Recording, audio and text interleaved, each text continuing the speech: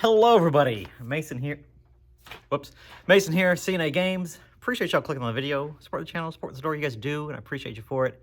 CNAgames.com is the website that you can go to support the store. We're going to talk about manipulation. Manipulating singles. Sealed. How easy is it? Is it going on right now? Do you even know what to look for? Let's talk about it. Let's find out.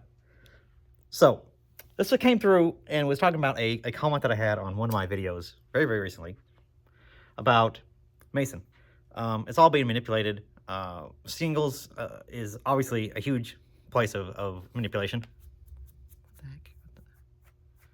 But sealed can be manipulated. It's not too big. It can be manipulated just like anything can. Here's the difference. When I hinted about this on the last video I did, but I'm going to talk about it in more depth now. Here's the difference.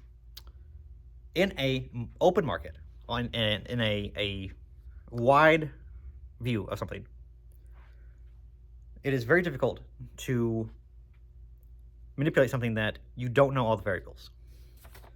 The example that I gave is that you go out and you buy Surging Sparks, you buy 1,000 boxes, and you say, hey, there's this much on the market. If I buy X amount, I can push this booster box. I can push that box. It's 200 now, but I can push it to 250 if I just buy out this many. Sure, you can, I guess. And then the variable that is unknown is that the amount of people that have just chilling, waiting around, waiting for something to happen, and they can just throw this back on the open market anywhere. So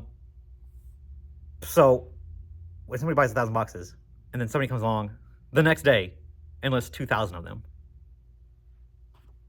it kind of destroys that idea. And the thing about when the market moves up, more people pay attention, more people take notice, and the more people will throw their stuff into the open market and be like, well, heck, I have, I bought these Japanese 151 boxes at $50. Now they're 80.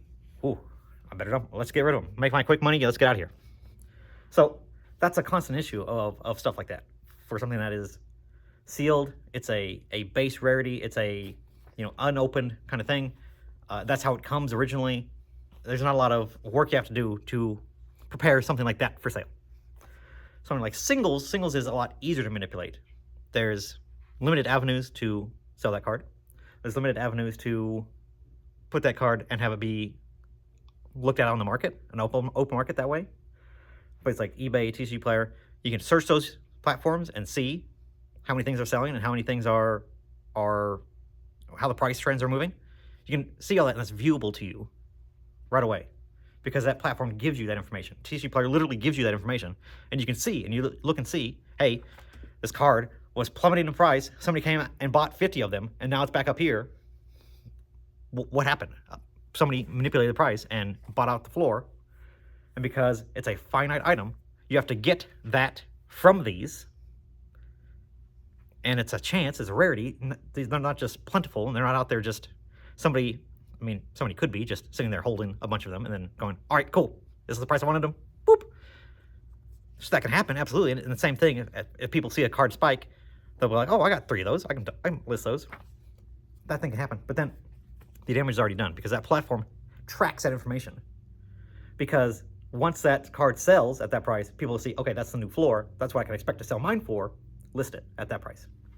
So it's a lot harder to manipulate sealed stuff because people are just like, all right, I have that in mass, in plenty. And there's always more of that coming out of the market. Warehouses find pallets of stuff, distro will release product, things like that happens all the time. And that stuff is widely available. Something like a card single is not. Does that make sense? We good? So yes, it's very easy to manipulate and move those prices than it is actual sealed product, because the market is not too big. Just the market is too vast, and these items are too plentiful and easily listable and to put up out in the market that it's very hard to kind of control and watch that number and have it be like in a vacuum where you can be like, oh, this card is trending up.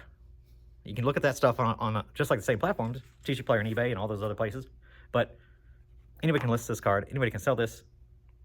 There's always people looking out there and going out there and looking at, private websites and other places, Amazon versus eBay versus TCGPlayer versus Troll and Toad versus Card Kingdom versus all these places. And they're comparing the prices and seeing if they can make any money there. That happens all the time. So, and it's much easier to do on singles than it is. Now, are they correlated? Of course they are. Somebody walks into my store and they say, oh man, that Surging Sparks box, it has that $500 Pikachu in it, right? All right, I want to buy it, $200. Absolutely, let's go. Yes, that has influence on that, and it props up those types of prices and kind of validates that pricing. But it's not always that obvious or that apparent. There's plenty of old Pokemon booster boxes out there that have absolutely nothing worth of value, and the boxes are multiple times what the best hit is in the box, right? So it's not always one-to-one like that. It could just be just actual physical rarity in the market just being stagnant, not allowing those things to move that can kind of control the prices. Anyways, we're getting crazy and kind of off topic. So how does manipulation happen? How can we do it? How can we do it? How do we know if it's happening? Well, one thing I just showed you on singles, if a card is trending down, somebody buys 50 of them. I'm pretending like I'm TCGPlayer's charts. It's trending down on the graph, whoop, and then somebody buys a bunch of them. And then the card kind of props back up and goes like to $20. That was their floor or their ceiling that they bought at. And they bought all the stuff from $20 and below. And now that is the new floor. So now that card is much, much more likely to stay at that, because when somebody goes to list a card, they see the last sold, they see the average sell price, and they go, okay, this is what the market says it's worth. We're putting it right there. So that's how that kind of stuff happens. But let's talk about other types of manipulation. And good old Google, if you type in manipulation into the search bar, it'll pop up with all these great different types of ways that things can be manipulated. Not just the product or the prices, but you, the person, the buyer, the seller maybe. How can you be manipulated? That's a far more interesting topic than singles versus sealed versus which one is it. No one cares. Even though I talked about it for 7 minutes. Let's talk about how you can be manipulated. The absolute best way to be manipulated. Ooh, I porky pigged that one. The absolute best way, my preferred method of manipulation, is gaslighting. Gaslighting is great. You say something, and if you say it enough times, people start to believe you and start to question their own things. So think of all the YouTube influencers out there, people making videos all the time, daily videos talking about all this crazy stuff all the time. And they just keep talking about the same things and structuring it in a different way, and then people just keep clicking on the videos. It doesn't make any sense. I wish I had that gift where I could just repackage the same stuff so many times and just keep saying the same shit over and over and over, and nobody notices. Man, that'd be great. But gaslighting, it happens all the time. People will say things and be like, man, that moon run's crazy. The price is only going to go back up because y'all remember when it came out and it was only like $100, and now it's all the way up to $1,000. It was never $100. You should remember that it was $100. And if you don't remember, then, that's even further parts of manipulation than we'll talk about here. The other way that Google gave me is love bombing, which, of course, I can't love bomb and say, man, Surging Sparks, I love you so much. That's your $200. I love you. Thank you so much. I can't do that to the product, but I can do that to you.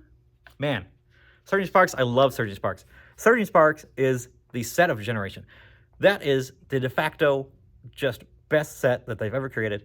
Surging Sparks is amazing. I love it. It's going to be worth tons of money, and you should like it too, because I love it so much. See what I'm saying? How many times do we see that on YouTube? Constantly. It's all the time. All the time we see that. Okay, triangulation. What if I was to team up with somebody? What if I was to team up with some other YouTubers and say, hey, let's talk about this and see if we can manipulate stuff. Triangulation is ganging up on something where it's all trending at the same time, and then talking about it, and then inflates that to being more popular. That is literally how YouTube works.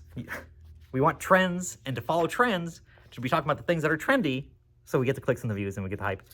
And it only feeds into the algorithm. The algorithm feeds itself. It's the Ouroboros of like a snake eating itself, eating its tail. It feeds into itself because people just keep talking about the same stuff over and over and over. And then the more people that talk about the same thing, it pushes the algorithm up. It's all here. It's all here, y'all. All right, exaggeration. Exaggeration gets used all the time. And it's by people that, I don't even know if they're doing it.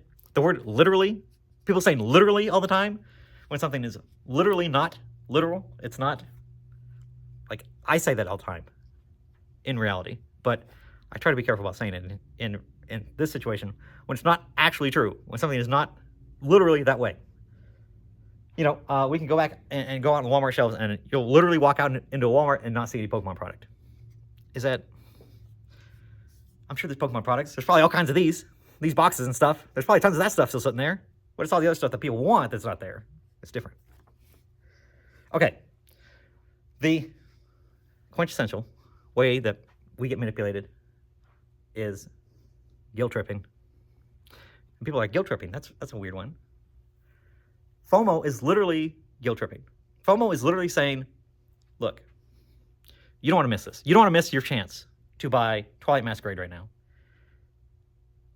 Look, you missed. Remember Evolving Skies? And you could have bought it at $200. You want to let that happen again with this? You want to see Surging Sparks? If you don't buy Prismatic Evolutions, you're gonna miss out, because you all saw what Evolving Skies does. It's literally the same makeup. Literally, I'm combining them at this point. It's literally the same makeup as Evolving Skies. So if you don't buy this, you're doomed. Which leads into the last one, intimidating. You'll be sorry. I'm going to intimidate you to buy something. Look, if you don't buy this, man, I'm just going to sell it to the next dude. It doesn't matter. Look, you can buy it. You not buy it. I don't care. It doesn't matter. All I'm telling you, if you don't buy it, you're going to be sorry. Intimidation.